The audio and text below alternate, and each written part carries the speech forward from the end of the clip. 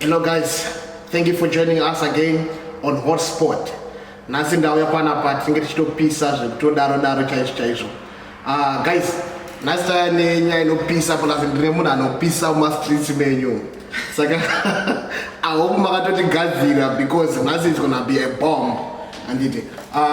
Taffy, indoma lezi randotokuita iwaya. Understand? Yes. Welcome to our show. Thank you for having me. I'm happy to be here. We have a large number of people, our viewers, our trusted viewers, they are watching it today and we want to give them an explanation. I think let's give people what they want. Yes, that's true. What they deserve. Can't waste their time, their energy, their data. Let's give them what they want. Here we go. Let's do it. I think you can all see, you can hear the energy within her. So tell me something. Yes. Before we go any further, who is Taffy? Okay, my real name is Tafazo Talent Mazenge. That's where Taffy Talent came from. So I think the first name that first came, it was Tally. Everyone started calling me Tally. Then I was like, okay, let me use it. Then I changed from Tafazo to Taffy, from Talent to Tally, then from Mazenge to Marz. Wow, those are my social media names. Let me just say my social media names. That's super nice. Some good names coming out there. So Taffy, were you born and bred here or were you born and bred in Zimbabwe? I was born and bred in Zimbabwe, but I came to South Africa when I was actually young. When I moved to South Africa, then joined my parents, then moved out, finished my school, started my beauty course, and work. Oh, well, how old were you when you come to? My first time I was 10, went back to Zimbabwe, then came back when I was 16. Where is it? It's quite a long time. Guys, I think you can hear from Taffy. I can't finish the other one. She's here. We're gonna Taffy, Yes. tell me something about yourself. You know, I've seen people that love you so much. You know, what's the secret? I think to me is self-love. Everything starts with yourself. I think by me personally, I think it's one of the ways I live my life. Everything starts with yourself. Self-love is very important. You can't expect anyone to accept you if you haven't accepted yourself. You can't expect anyone to love you if you haven't loved yourself enough. So the moment you realize the person that you are, the things that you love, the things that you enjoy doing, I think you embrace them. And by the moment you're going to introduce them to the people around you or the people that you love, it's going to be much easier for them to take it because already they can see the love that you have for the things that you're doing or for the person that you are. If you love yourself that much, trust me, the only thing that you're going to receive is love. Wow. It's love. That's super great. You must love yourself first, then the people they will follow the suit. Yes, follow the suit. All right, that's cool. Tell me something, Tally. When you grow up, man, you grew up here, you like say, man. How did you come out to know, like, you know what, I need to come out and I need to show people this is really what I am? I always say that, this is the question that I get. I get a lot, but I don't believe in this thing of coming out or whatever. Or that's why the term LGBTIQ is a long time, and it describes people and men difference of their sexualities and all those things like that. If I would say I came out, I would be lying. Or if I say I discovered myself, I would be lying. To me personally, being gay is who I am. But being transgender is what I chose to do. Yeah, and it's actually how I chose to live my life. Choosing to change my dressing, choosing to change my sexuality and things like this. The things that I try to embrace and change because the things that I now feel comfortable about is the way that I always felt that this is the way I belong, this is who I am, but not being homosexual. Being homosexual, I've always been like that. I still remember back in primary school, there was what we used to call Civics Day, you remember? In my primary school days, went and stole my grandmother's brown suit and took it to school and wore it to school, and her heels and my auntie's heels and a handbag, and went to school. And trust me, I made money at the assembly. I was paid for the best dress. You understand? So it's all the things that, all those things when I'm thinking about coming back, I was always being like this. I never changed.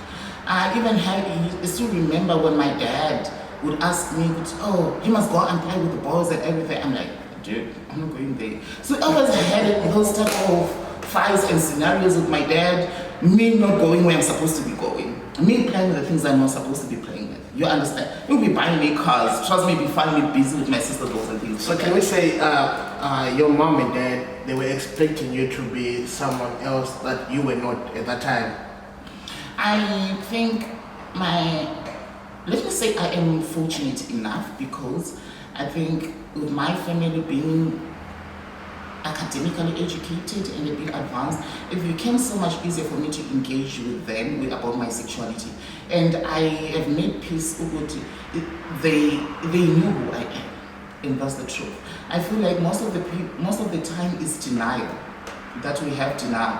But those things like this, we see them from kids when they are growing up, from the younger type age and everything, and their emotions, but we're not too sure. That's why they say it is age and things like that. But already the red flags were there. You saw those things, you saw what was happening. I was in cooking class in primary school when others were doing agriculture. I did sewing when others were going to play soccer. So it's all those things that have been there. But you understand? Highlights. Those were the highlights. You understand? When others were given nicknames, our Fido and everything. Mine was my Laika, because my work there was a good. I'm modeling all the time. You understand? Even at home, they were calling me Malaika. So if I'm going to say I am gay today, what is shocking you today when we're calling me Malaika back in the days? If you left me in the house wearing a dress, you knew all those, to go to school and come back, you knew all those red flags, you saw what was happening. But now, why would you say no? To me, I feel like it's denial. I heard wataura kuti wakakura mufamily nevanhu vanga vakavatidzidzei mbichana kana vakatidzidzei, so how did it when you're growing up, how difficult was it? Maybe your parents, they could understand.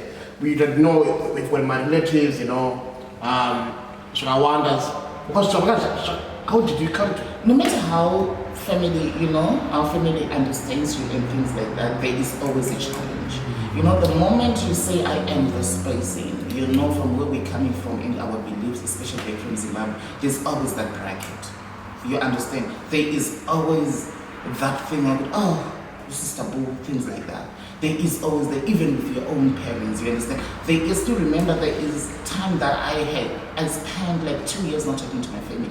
You understand? Not in good books with my family because of my sexuality. Because to them, they'll be like, oh, you can do this, but okay, now you can still change, you can do this. I'm not going to change. There's nothing that's going to change here. It's either you accept it or you don't accept it. So you not accepting it is not going to change me for the person that I am. So even the community, you're not back home, You're not back home, I think. You're not back home. To me, it was small teasing, because I think my time in Zim, I was a bit younger than my time in SA, in Joburg. I was a little bit mature. I was starting growing up. I wasn't going to my teenage and all the things like that. So my time in Zim, I didn't feel much of the discrimination of that because of my sexuality. But I felt more of the jokes. They could hurt much, you understand? Because they're saying it out of a job, or I think I was not putting too much into my head or things like that. So it was like more of a job, but it's an offensive job. But it was a very difficult journey, a very, very difficult journey that I don't want to lie. It's a difficult journey that you have to go through. And it's not something, to me, they always say, talk to others so that they can be able to come out and things like that. It's not something that I believe in myself. I believe it's the decision that everyone needs to make when it comes to be alive, because you live this life, no one lives a life. If I'm going to live my life the way you expect me to live my life, it's no longer my life. I'm going to live my life the way that I feel comfortable with my own skin, my own tone, my own language, everything. Then it's my life. The moment I'm going to live it the way that you guys, that the community, the family, whoever expects me to live my life, it's no longer my life. I'm now living for people, I'm no longer living for myself. So most importantly to me, it's about living for me, not for people. So I've always made decisions that makes me more comfortable for myself so that I can be able to accommodate those who want to be part of my journey. Because my life is a journey. So this journey of my life, I cannot be able to bring people who wants to be part of my life. They choose to be part of my life, and I have to accommodate them and to love them. You understand? Then we can walk the journey together. There are some of the relationships, friendships, and everything. They comes for time, they've got phase and all things like that. But for me, it is what it is. In a lot, people, they judge what they don't know. They judge because they don't have knowledge. And sometimes people, they grow up in a society, the shakadai azvitwe, shakadai zvinoitwa. So at some point, back home in Akura, back home, in Ziu, so some of the things we begin to later oh, so these things actually they're existing and they're possible. So for you said when last did you go back home? One visited when and there's no pharmacy for in Akumba. I think I've managed to spend so much time with my immediate family. I think that's that's been an important time of my life. Spend time with my immediate family. That's what matters. The rest doesn't matter. Because if I die today, the people that are gonna need to bury me is my immediate family. It's more important. I've got friends, I've got relatives. You understand? So I've managed to give a bracket between relatives, friends, colleagues, and family. Family is something that I create, and I've created my own. You understand? I created my own. I've got relatives, but some of them cannot be part of my family because my journey is not what they believe in, and I can't make them believe in my journey. I can't make them be part of my journey. Only those who want to be part of my journey, that loves me to an extent of understanding the person that I am and respect my happiness, are the people that I can walk on my journey with. Those that cannot accept, that doesn't take it, it's not my fault, it's not my problem. And I don't have a problem with that. I don't have a grudge on that. If you can't take it, you can't take it. Who's going to stop you? Who can change that? Wow, that's super great. To viewers that are watching us from home, I hope you can hear guys with Panapa Bardo Pizza, but the Tani, I don't know if it's exactly.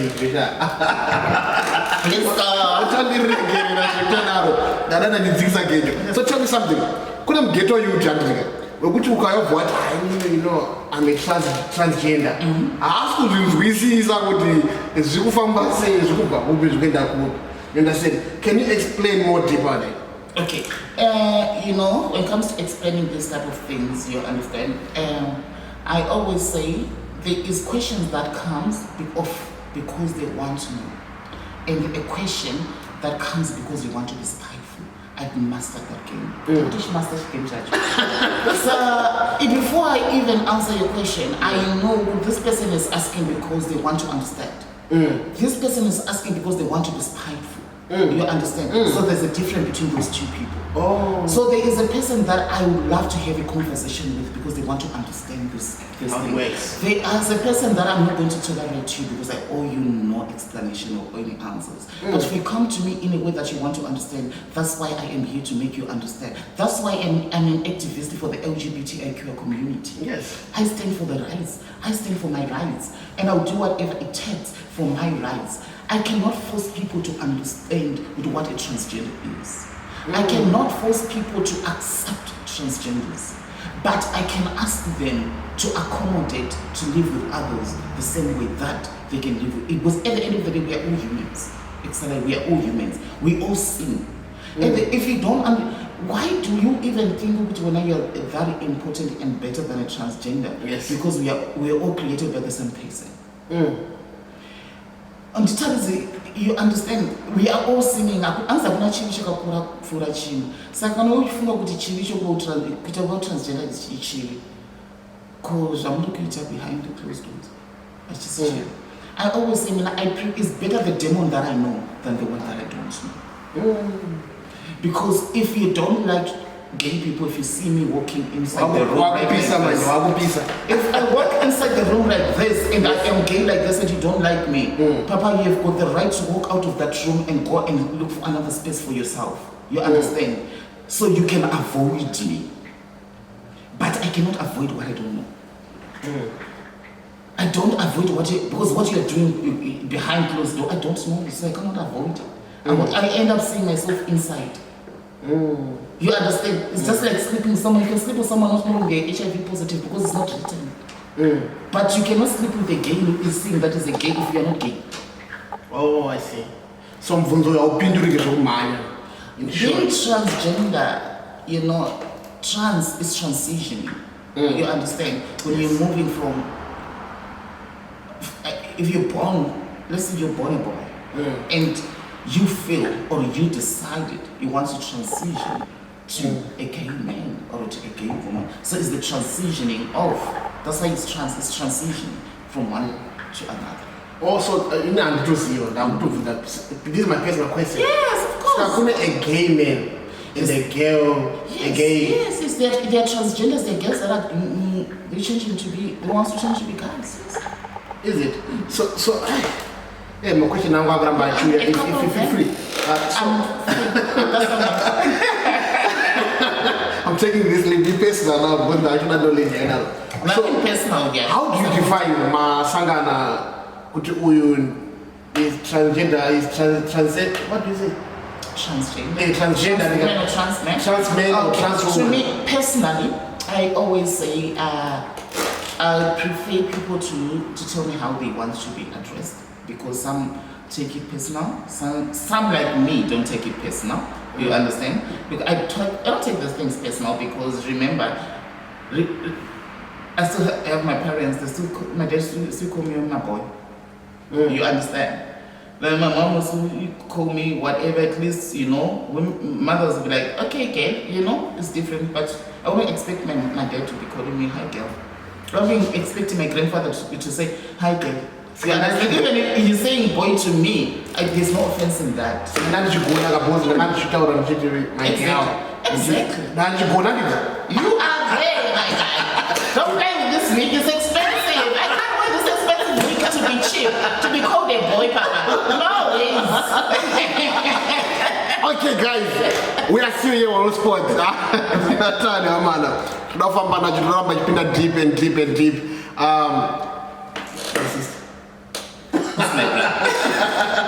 Tell me more. Now, I've had people. Not so we see. From a position, knowledge. What to understand? That's why you have to ask to understand. So, there's a top, there's a bottom, there's a versatile. Okay, these are the three terms. This one works mostly on gays, because remember there's transgender, there's lesbians as well. These are for the gays. There's a top, there's a bottom, there's a versatile. A top, hey, is the one that loves fucking. A bottom is the one that loves being fucked. I'm sorry guys, it's unfiltered. Yes. A versatile is the one that loves to get it and give. You understand? The one that they want to give, they want to receive, and they want to give at the same time. Oh, and that one mostly happens to bisexual men. I've mastered that game for now. Yeah, bisexual men, they like lying that they are bisexual, but what they are best, because they like doing this thing. Is it? Yeah, especially the married ones.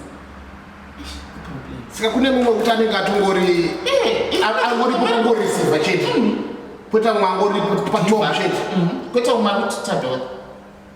is it? Yo. I should give me that understand. She gets feeling away.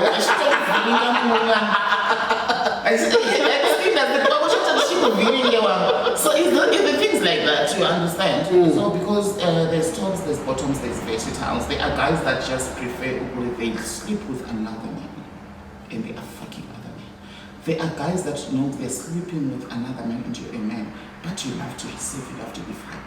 There is guys that love to be fucked, they also want to fuck. You understand? They love to give and they want to receive. I understand, man. Kokune yokuti anenge atori kwese even kuwakazi chako chakwanenge ari nungichi.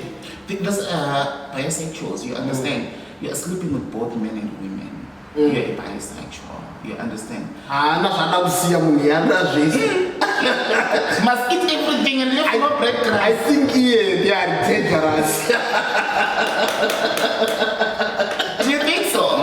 Yeah, I think because I always say to you, I think even I think on my dating life as well is always, I'm that type of an open person. Even when it comes to my communication, I love my communication to be as open enough as possible. I'm a very good communicator and I love communication. So I don't want to put a person or be put in a person when I have to compromise my peace, my happiness, and my soul for nothing. If you want me to be part of your life, be honest with your intentions and who you are. You understand? Because the things that you find out later on, I think with my experience, you date a married man not knowing he's a married man and you find out after 2 years. So in your experience, what was saying another